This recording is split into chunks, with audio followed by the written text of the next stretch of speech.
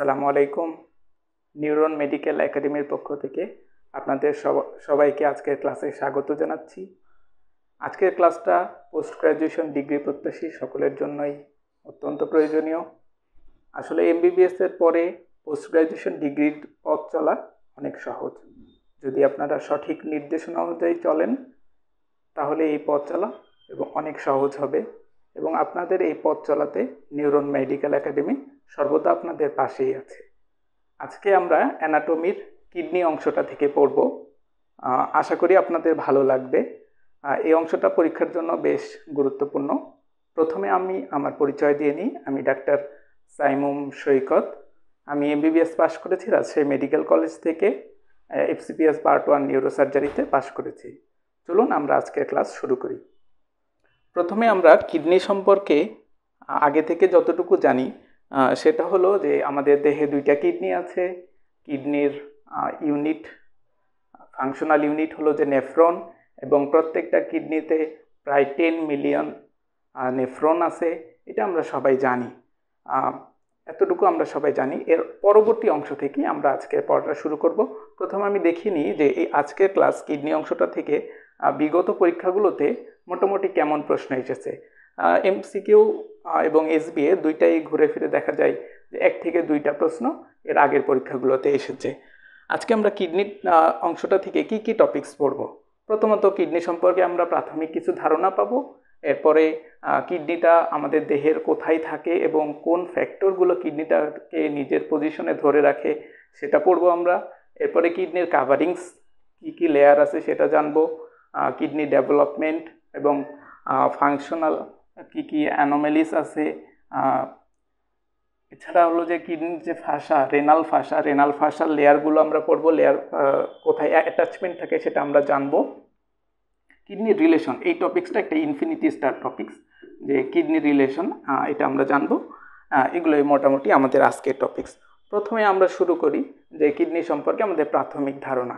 যে কিডনি আমরা দেখতেই পাচ্ছি যে এখানে আমাদের এটা হলো যে একটা দেহের কিডনি। তো আমরা জানি রাইট কিডনিটা একটু নিচে থাকে, যেহেতু রাইট পোর্শনে আমাদের লিভার থাকে, আর লেফট কিডনিটা সেই তুলনায় একটু উপরে থাকে। এবং কিডনিটা কোথায় থাকে? এটা আমাদের পোস্টেরিয়র অ্যাবডোমিনাল ওয়ালে থাকে। পোস্টেরিয়র অ্যাবডোমিনাল ওয়ালে কিডনিটা থাকার জন্য কিছু ফ্যাক্টর আছে যেটাকে ওই পজিশনে তাকে ধরে রাখে। সেই ফ্যাক্টরগুলো হলো pressure of neighbouring viscera, renal fascia and renal fat, আর কিছু পেডিকলস আছে। এগুলো সম্পর্কে আমরা বিস্তারিত দেখব। আর এখানে আমরা দেখতে পাচ্ছি যে কিছু জিনিস কিডনির ভিতরে প্রবেশ করছে, আবার কিছু জিনিস বের হয়। তো কিডনিতে প্রবেশ করছে সেটা হলো যে একটা রেনাল আর্টারি আপনারা দেখতে পাচ্ছেন, এবং কিডনি থেকে বের হচ্ছে রেনাল ভেইন, কিছু লিমফেটিক্স বের হয়, এবং এই যে ইউরেটার, যেটা পেলভিসের মাধ্যমে, ইউরেটার কন্টিনিউশনের মাধ্যমে ইউরিন আমাদের দেহের থেকে বের হয় এই ইউরেটার দিয়ে। তো এখান থেকে যেটা একটা গুরুত্বপূর্ণ অংশ, যে অ্যারেঞ্জমেন্ট অফ হাইলাম বলতে বোঝায় যে কোনো একটা ভিসেরার ওই অংশটুকু, যে অংশটুকু দিয়ে দেহের কোনো ভেসেল ওই ভিসেরাতে প্রবেশ করে অথবা বের হয়। তো এই হাইলামের রিলেশনে কি কি জিনিস, কোনটা সামনে কোনটা পিছনে থাকে, এটা খুবই ইম্পর্টেন্ট। কেন ইম্পর্টেন্ট? কারণ সার্জিক্যাল অ্যাপ্রোচে যখন সার্জনরা কাজ করেন, সার্জারি করেন, যখন ওটিতে কাজ করেন, তো এই স্ট্রাকচারের অ্যারেঞ্জমেন্ট জানাটা খুব দরকার। তো সেই অ্যারেঞ্জমেন্টটা কি? সেই অ্যারেঞ্জমেন্টটা হলো ভ্যাব দিয়ে আপনারা সহজে মনে রাখতে পারেন, যে রেনাল ভেইন, আর্টারি এবং হলো পেলভিস। অর্থাৎ এই যেটা ইউরেটারের কন্টিনিউশন, সেটা কিন্তু সবার পিছনে থাকে, আর সবার সামনে কিন্তু থাকে ভেইন। এমনিতে আমরা দেহের অন্যান্য জায়গায়ও এরকমই ঘুরে ফিরে রিলেশন দেখতে পাই। তো এটার ক্ষেত্রে আপনারা মনে রাখবেন ভ্যাব দিয়ে রেনাল ভেইন, আর্টারি এবং পেলভিস। আমরা পরের অংশে যাচ্ছি, যে রেনাল কাভারিং, যে কিডনির যে কাভারিং আছে, এই কাভারিংয়ে 4টা লেয়ার। যে আমরা যদি ভিতর থেকে বাইরের দিকে আসি তাহলে এখানে আমরা 4টা লেয়ার পাবো। প্রথমে একদম ভিতরে পাবো, যেটা কিডনির ভিসেরার সাথে লেগে থাকে, সেটা হলো যে ফাইব্রাস ক্যাপসুল, বা এটাকে ট্রু ক্যাপসুলও বলা যায়। এরপরে আমরা পরের লেয়ারটা হলো অনেকটা আমরা যখন বাসায় থাকি, আমাদের বাসার পাশে যার বাসাটা থাকে তাকে আমরা বলি প্রতিবেশীকে বলা হয় পেরিফেরি বা আমার পাশে যে আছে, হ্যাঁ, প্রতিবেশীটার কথাটার সাথে পেরি কথাটার অনেকটা মিল আছে। ঠিক এখানে যে কথাটা আছে পেরি রেনাল ফ্যাট, হ্যাঁ, সেটা থেকেই আপনারা বুঝবেন যে মানে কিডনির পাশে থাকে, এজন্য এটার নাম পেরি রেনাল ফ্যাট। এরপরে একটা ফলস ক্যাপসুল আছে, তাকে রেনাল ফাসা বলে। আর একদম বাইরে যেটা প্যারা রেনাল ফ্যাট নামে একটা লেয়ার থাকে, এটা প্যারামেনা পাশে, হ্যাঁ। তো এখানে যে পেরি রেনাল ফ্যাট এবং রেনাল ফাসা, এই দুইটা লেয়ারের মাঝখানে একটা স্পেস থাকে, তাকেই বলে পেরিনেফ্রিক স্পেস। কোনো কালেকশন জমা হলে বা কোনো পাস জমা হলে এই পেরিনেফ্রিক স্পেসেই সেটা জমা হয়। আমরা ওখানে কিডনির কাভারিংসের মধ্যে পড়লাম 4টা লেয়ার। আপনাদের জন্য আরেকবার আমি বলছি, প্রথমে আমরা পড়লাম ফাইব্রাস ক্যাপসুল বা ট্রু ক্যাপসুল, আর তারপরে হলো যে পেরি রেনাল ফ্যাট, এরপরে রেনাল ফাসা অফ জেরোটা এবং প্যারা রেনাল ফ্যাট। ওখানে আমরা তাহলে 3 নম্বরে একটা গুরুত্বপূর্ণ একটা লেয়ার পড়েছিলাম, তার নাম রেনাল ফাসা। ওই রেনাল ফাসাটার অ্যাটাচমেন্ট নিয়েই আমরা এখন পড়ব।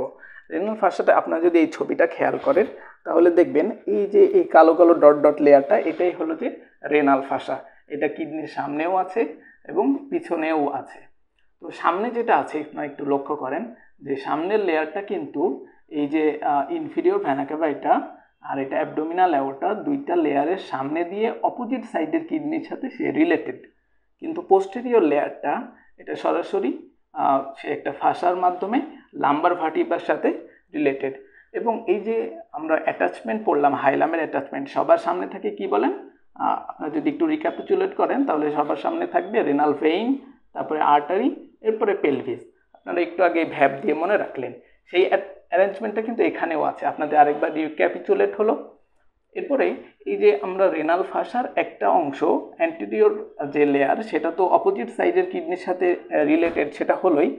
কিন্তু এখন যদি এরকমভাবে রিলেশনটা থাকে তাহলে দেখা যাবে যে এক সাইডের কোনো ইফিউশন বা পাস এটা হলো অপোজিটে কিন্তু চলে যাওয়ার একটা সম্ভাবনা থাকে। এবং অপোজিট সাইডে দেখা যাচ্ছে আমার এক সাইডে কিডনিতে অ্যাবসেস হয়েছে, তো যদি এরকমভাবেই মাঝখানে যদি এই লেয়ারটা না থাকে, এই যে আপনার রেনাল ফাসার যে একটা লেয়ার যেটা রেনাল ভেসেলকে যেটা অ্যাটাচমেন্ট দিয়ে রাখে, রেনাল ভেসেলকে যেটা এক সাইডের কিডনিকে অপর সাইডের কিডনি থেকে আলাদা করে রাখে, মিডিয়াল ওয়ালের যে ফাসার লেয়ারটা, সেটা কিন্তু যে এক সাইডে ডিফিউশন বা পাসকে অপর সাইডে যেতে দেয় না। যার কারণে দেখা যায় যদি কিডনিতে কোনো ইনফেকশন হয়, কোনো পাস হয়, অ্যাবসেস হয়, তাহলে সাধারণত ইউনিল্যাটারাল হয়, অপোজিট সাইডে কিন্তু হয় না। এটা হলো আমরা একটা ট্রান্সভার্স সেকশনে রেনাল ফাসার অ্যাটাচমেন্ট পড়লাম। আমরা যদি একটু আমাদের ব্ল্যাকবোর্ডে আসি, যে এটা হলো যে একটা কিডনি যদি আমরা কল্পনা করি, আর কিডনির মাথায় কিন্তু থাকে সুপ্রারেনাল গ্ল্যান্ড, আর সবার উপরে আছে কি বলেন, ডায়াফ্রাম। তাহলে এইখানে রেনাল ফাসাটা অর্থাৎ একটা লঙ্গিচুডিনাল ভিউতে রেনাল ফাসাটা কিভাবে থাকে, লঙ্গিচুডিনাল ভিউতে যদি আপনারা একটু দেখেন যে রেনাল ফাসাটা কি হবে, যে এটা ধরেন পোস্টেরিয়র লেয়ার, এটা অ্যান্টেরিয়র লেয়ার, কিডনির উপরের অংশে এসে দুই লেয়ার কিন্তু এক হয়ে যাবে, ফিউজ করবে। আপার পোর্শন অফ দ্য কিডনিতে দুই লেয়ার ফিউজ হবে।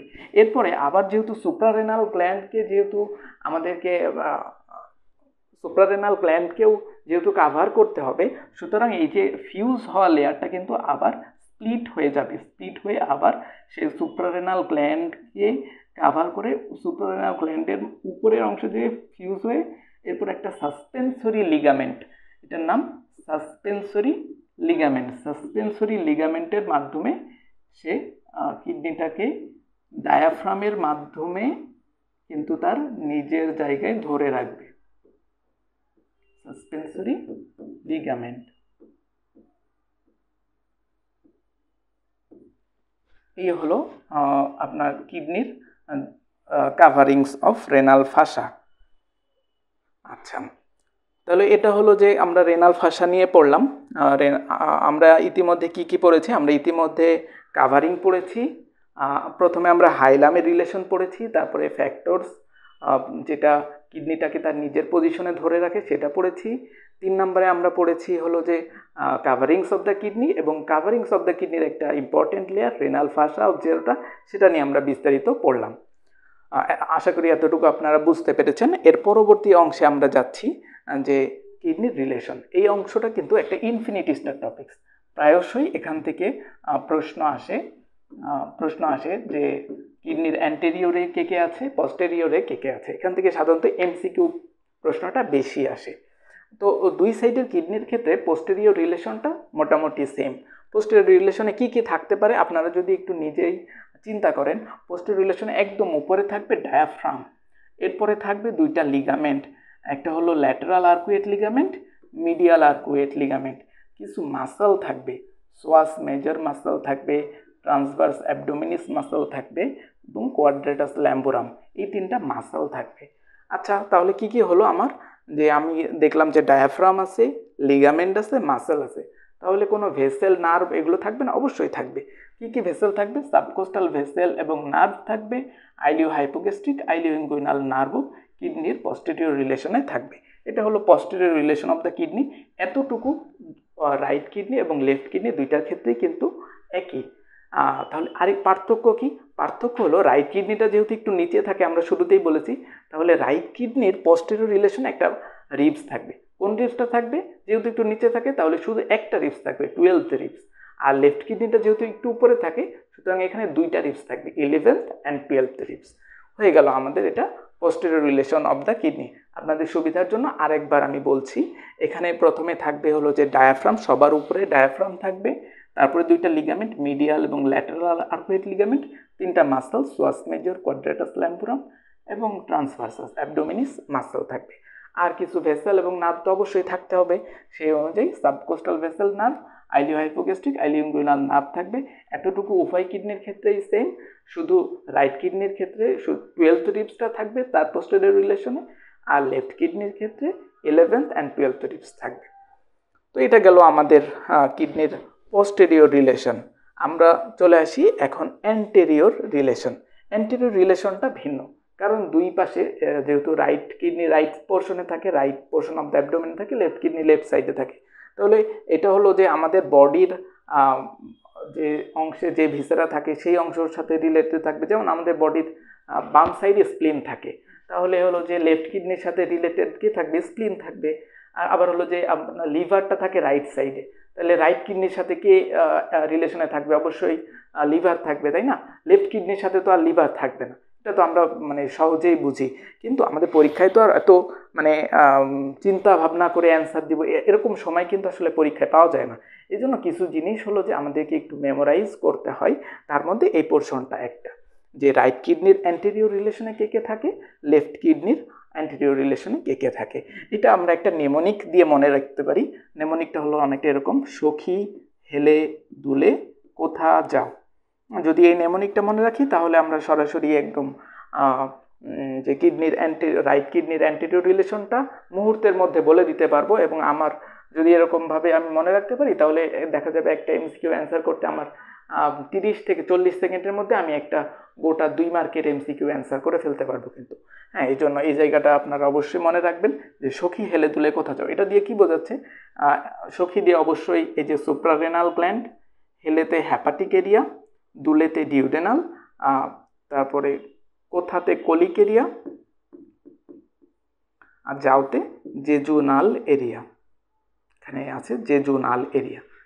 ঠিক একই রকমের রিলেশন, একটুখানি পার্থক্য। কী পার্থক্য? আমরা প্রথমে বলেছি, যেহেতু আমাদের দেহের বাম পোর্শনে অ্যাবডোমেনের লেফট সাইডে থাকে স্প্লিন, তাহলে লেফট কিডনির অ্যান্টেরিয়র রিলেশন অবশ্যই স্প্লিন থাকবে। তো সেটাই একটু পার্থক্য হবে। দেখেন এখানে হলো যে সখী সখা গায়ে পায়ে জল কেন। তো সখীতে অবশ্যই এই সুপ্রারেনাল এরিয়া আগের মতোই, আর সখা থেকে এই যে সেই স্প্লিন যেটা আমাদের বাম পোর্শনে আছে। এবং লেফট সাইডে আরেকটা জিনিস আছে, কি বলেন? Gastric area. গ্যাস্ট্রিক এরিয়া, তারপরে হলো যে আমাদের এখানে জেজুনাল এরিয়া, কোলনের কোলিক এরিয়া, আর এটা প্যানক্রিয়াসের টেইল থাকে। তো এই হলো আমাদের কিডনির রিলেশন। অ্যান্টেরিয়র রিলেশনটা একটু বেশি ইম্পর্টেন্ট, সেই জন্য আপনাদের জন্য আরেকবার আমি বলছি যে রাইট কিডনির অ্যান্টেরিয়র রিলেশনে কে কে থাকছে, এটা আপনার একটা নেমোনিক দিয়ে সহজেই মনে রাখতে পারে। সেটা হলো যে সখী হেলে দুলে কোথা যাও, যে splenic area, hepatic area, duodenal area, jejunal area, colic area. Left কিডনির ক্ষেত্রে একটু পার্থক্য। কি কি পার্থক্য? ওইখানে আমাদের এক্সট্রা আসছে স্প্লিন আর গ্যাস্ট্রিক। তাহলে ওইখানে কি কি আসবে?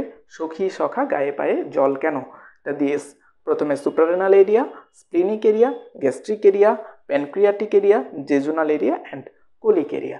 এর মাধ্যমেই আমরা একটা ইনফিনিটি স্টার টপিকস যে কিডনির অ্যান্টেরিয়র রিলেশন এবং পোস্টেরিয়র রিলেশনটা পড়ে ফেললাম।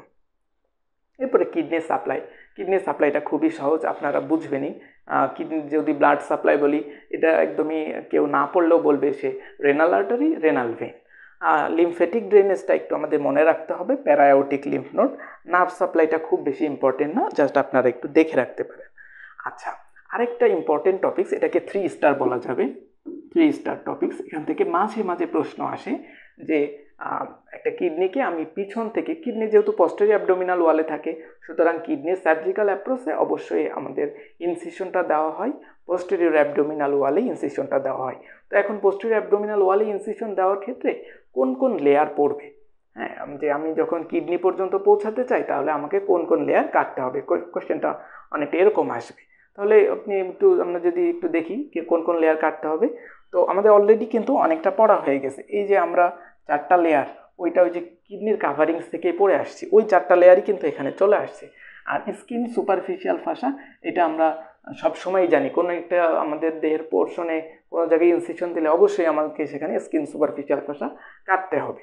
আচ্ছা, তাহলে আর নতুন কি কি আসছে? নতুন আসছে দেখেন, এই যে 3টা লেয়ার আছে এখানে, থোরাকোলাম্বার ফাসা 3টা layer, posterior layer, middle layer, anterior layer. আচ্ছা, এখন অনেকের মধ্যে প্রশ্ন আসবে, পোস্টেরিয়র লেয়ারটা কেন সবার উপরে? কারণ আমরা তো ইনসিশন দিয়েছি পিছন দিক থেকে, তাই না? এই জন্য পোস্টেরিয়র লেয়ারটা, তারপরে মিডিল লেয়ার এবং অ্যান্টেরিয়র লেয়ার। এই যে 3 লেয়ারের মাঝখানে 2টা মাসেল থাকে, একটা হলো যে ইরেক্টার স্পাইনি মাসেল এবং একটা কোয়াড্রেটাস ল্যাম্বুরাম মাসেল। তাহলে আমরা এটাও পড়ে ফেললাম, খুব সহজে পড়ে ফেললাম, exposure of kidney from the back. এরপরে কিডনি ডেভেলপমেন্টটাও খুব ইম্পর্টেন্ট, এখান থেকে প্রশ্ন আসার সম্ভাবনা আছে, এটাকেও 3 স্টার দেওয়া যায়। ডেভেলপমেন্ট মনে রাখার জন্য আমাদের শুধু এই নাম দুটো মনে রাখলেই হবে, মেটানেফ্রোস আর ইউরেটারিক বার্ড। এই বার্ড কথাটার মধ্যে একটা কিন্তু, বার্ড শব্দটা বলতে আমরা কি বুঝি? বার্ড শব্দটা বলতে আমরা মুকুল বুঝি, মানে বা কুড়ি, যেটা থেকে কি হয়, একটা উদ্ভিদ বা একটা হলো যে ফাঙ্গাস, সে হলো যে ধীরে ধীরে বংশ বিস্তার করে, তার আকার আকৃতি বৃদ্ধি পায়, অর্থাৎ অনেকটা তার কাজ শিকড়ের মতো। আমাদের কিডনির ক্ষেত্রে শিকড়ের মতো কার কাজ বলেন? ইউরেটারটাকে অনেকটা শিকড়ের মতো লাগে। তাহলে ওই যে কালেক্টিং ডাক্ট থেকে ইউরেটার পর্যন্ত এই পুরো অংশটুকু তৈরি হবে ইউরেটারিক বার্ড থেকে। তাহলে কিডনির আর বাকি থাকলো কি? বাকি থাকলো হলো যে নেফ্রন, অর্থাৎ হলো যে ওই যে প্রক্সিমাল কনভলিউটেড টিউবেল, আরও উপরে যদি আমরা বলি glomerulus, Bowman's capsule, proximal convoluted tube well, loop of Henle, distal convoluted tube well, হ্যাঁ, এইগুলো সবই কিন্তু এই যে মেটানেফ্রোস থেকে তৈরি হবে। এটা কিন্তু নাম মুখস্থ করলেও হবে, এই যে মেটানেফ্রোস শব্দটার মধ্যেই কিন্তু আছে নেফ্রন। সুতরাং আপনারা দেখলেই, একবার দেখলেই এটা কিন্তু চোখে ছবি ওঠার মতো অনেকটা মনে থাকবে। এই হলো যে ডেভেলপমেন্ট, এবং অনেক সময় এই ডেভেলপমেন্ট হতে যেই কিডনির কিছু অ্যাবনর্মাল হতে পারে। যেমন কি কি অ্যাবনর্মাল হতে পারে, যদি এই প্রথমে এখান থেকে আমরা একটু বলি যে এই যে মেটানেফ্রোস অংশটা এবং ইউরেটারিক বার্ড, এই 2টা পোর্শন কিন্তু আলাদা। আমাদের যখন একটা এমব্রায়ো অর্থাৎ একটা ফিটাস যখন ডেভেলপ করে, তখন কিন্তু এই 2টা পোর্শন আলাদা আলাদা থাকে। এরপরে তারা ফিউজ হয়ে একটা সুন্দর কিডনি তৈরি করে। কিন্তু যদি এই যে ফিউজ হওয়ার এই ঘটনাটা যখন ঘটে, অর্থাৎ যদি ফিউজটা ভালো মতো না হয়, তখন কিন্তু অনেকটা কিডনিটা কেমন থেকে যাবে, এরকম আকৃতি থেকে যাবে, এই যে এরকম পলিসিস্টিক এরকম আকৃতি, অনেক অনেক অনেক এরকম সিস্টের মতো আকৃতি তখন আমরা দেখতে পাবো। এটাকে বলে পলিসিস্টিক কিডনি। আর যদি নর্মাল হয় তাহলে হেলদি কিডনি, এটা তো আমরা সবাই দেখি, এটা একটা অ্যানোমেলিস। আরেকটা অ্যানোমেলিস হলো আপনারা এখানে দেখতে পাচ্ছেন যে হর্সশু কিডনি। যেটা হর্সশু কিডনি কেন বলছি, কারণ দেখেন এই কিডনি, এটা লেফট কিডনি, এটা রাইট কিডনি, 2টা কিডনির লোয়ার পোর্শনটা এটা হলো ডিটাচড হতে পারেনি। 2টা কিডনির লোয়ার পোর্শনটা একটা আরেকটার সাথে লেগে অনেকটা ঘোড়ার পায়ের খুরের মতো দেখাচ্ছে, এজন্য এটাকে বলা হয় হর্সশু কিডনি। তো এই হর্সশু কিডনিটা দেখেন এখানে একটা আপনার ক্লিনিক্যাল ইম্পর্টেন্স আছে, সেটা হলো কিডনি কিন্তু আমাদের থাকে অ্যাবডোমেনের বেশ উপরের অংশে থাকে, কিন্তু সে ডেভেলপ করে কিন্তু নিচে থেকে আস্তে আস্তে সে অ্যাসেন্ড করে উপরে আসে। এই অ্যাসেন্ড করার সময়ে দেখেন, যদি এই যে কারো হর্সশু কিডনি হয়, তো এই অ্যাসেন্ড করার সময়ে এসে এখানে একটা ভেসেল আছে, এই ভেসেলের মাধ্যমে আটকা পড়ে যাবে, সে কিন্তু আর অ্যাসেন্ড করতে পারবে না। তো এই ভেসেলটার নাম কি? Inferior mesenteric artery. আমরা যখন অ্যাবডোমেনের আরও বিস্তারিত পড়ব তখন ইনফিরিয়র মেজেন্টারিক আর্টারি সম্পর্কে জানবো। এখন এতটুকুই আমরা জেনে রাখি যে হর্সশু কিডনিকে অ্যাসেন্ড হতে কে বাধা দেয় বা কোন ভেসেল বাধা দেয়, সেটাকে ইনফিরিয়র মেজেন্টারিক আর্টারি। এই ছিল আজকের আমাদের কিডনি অংশের আলোচনা। এই অংশটা বেশ গুরুত্বপূর্ণ। আপনারা এতটুকু পড়লেই, আমি যতটুকু পড়িয়েছি এতটুকু পড়লেই আশা করি আপনারা এখান থেকে যে কোশ্চেন আসে সেই কোশ্চেনটা পাবেন। হ্যাঁ, তো আজকের ক্লাসে সবাইকে আমি অনেক ধন্যবাদ জানাচ্ছি। Thank you.